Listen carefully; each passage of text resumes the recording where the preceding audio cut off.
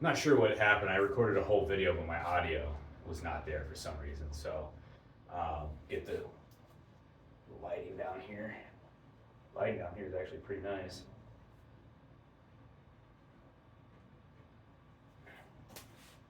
This arm, broke this arm as a kid right here.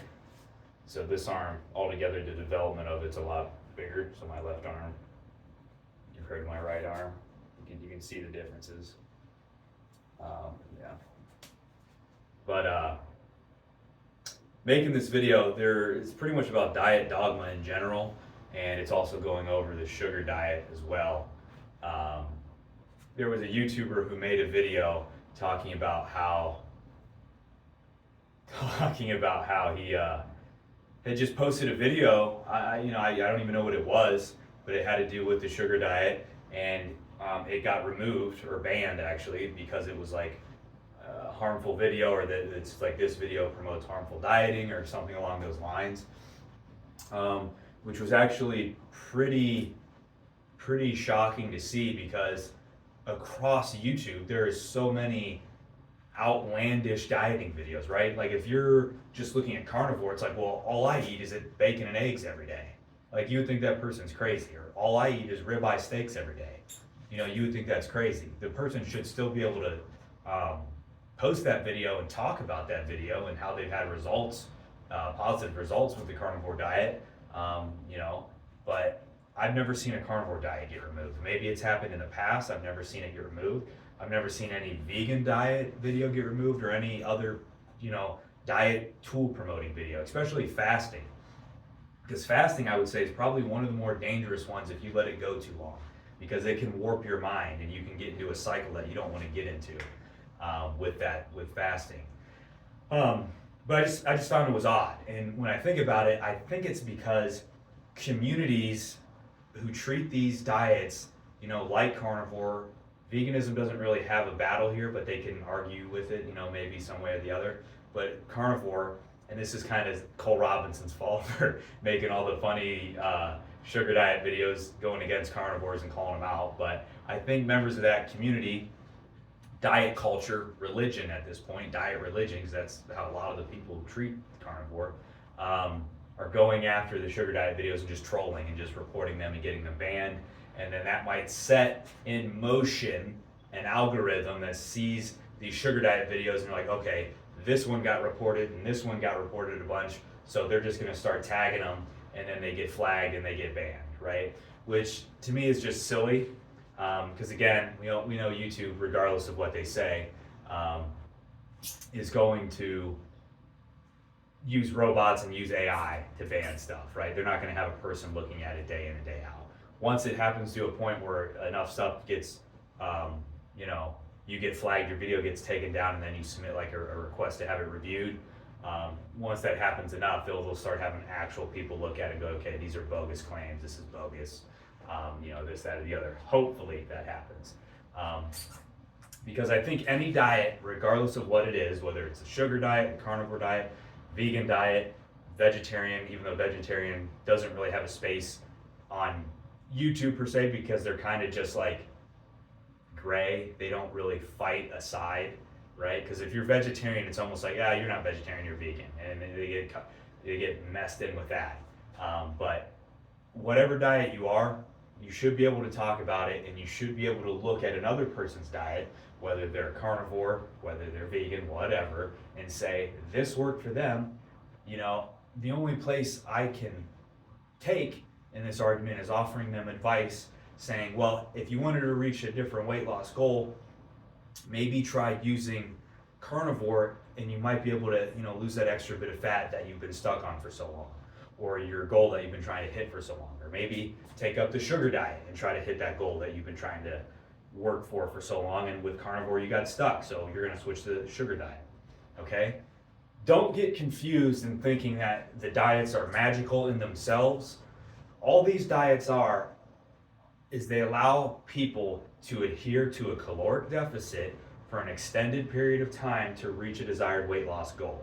Okay? So if you're eating ribeye steaks and you lose 30 pounds, but you want to lose 30 more, and you're like, well, I have to eat more ribeye steaks. Well, that's not going to work. A lot of people just say, "Oh, eat more; it'll boost your metabolism." It doesn't work like that. If you eat, yes, you'll burn more calories if you eat more, but the calories you're taking in from the food you're eating negates that completely. So that's a complete false. Especially if people think they're going to do it for one day and it's going to boost their metabolism to burn like 1,000 extra calories over several days. No, that does not happen. That does not happen at all. So going back, all these diets do is allow you to adhere to a caloric deficit for an extended period of time. You try the sugar diet, you reach a stall, maybe you bounce back to the carnivore diet, and then you bounce back to the sugar diet.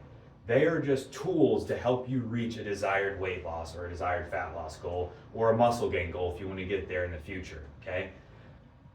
I don't see the point in holding to them like a religion unless mentally, if you look at it like that, you're like, if I treat this like a religion, even though I doubt people are even saying this, it's just how it appears when you look at them, right?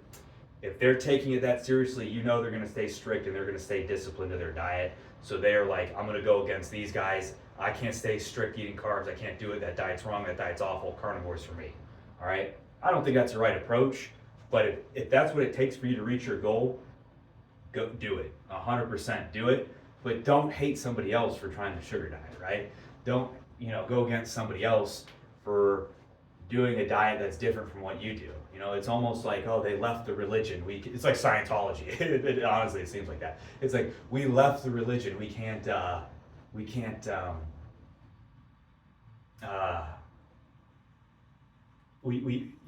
accept them anymore.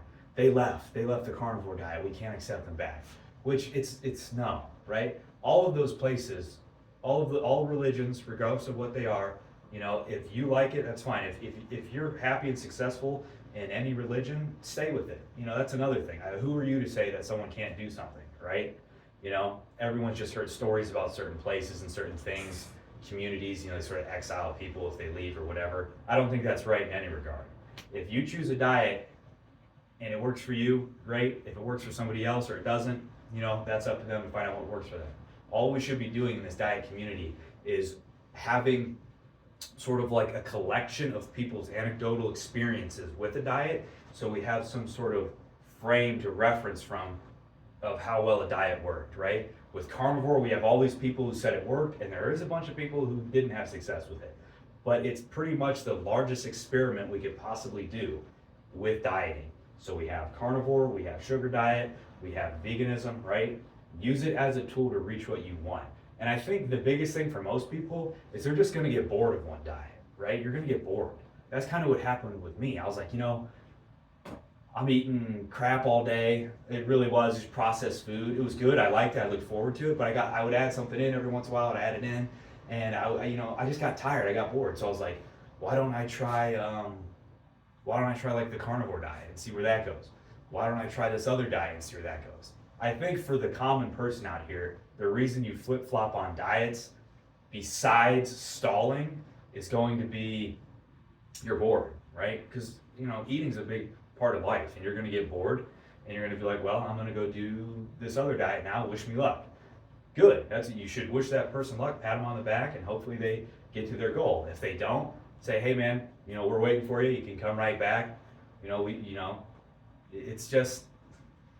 It's a lot of marketing too, and a lot of hype. The fitness industry is literally like 90% trolling and promoting beef between certain sects of the the industry.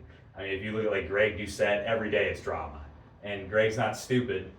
He knows drama sells, and it's what's entertaining. I mean, way back in the day, you had Jason Blaha, you had Mark Lobliner. They were big, they were huge in the fitness industry. Why?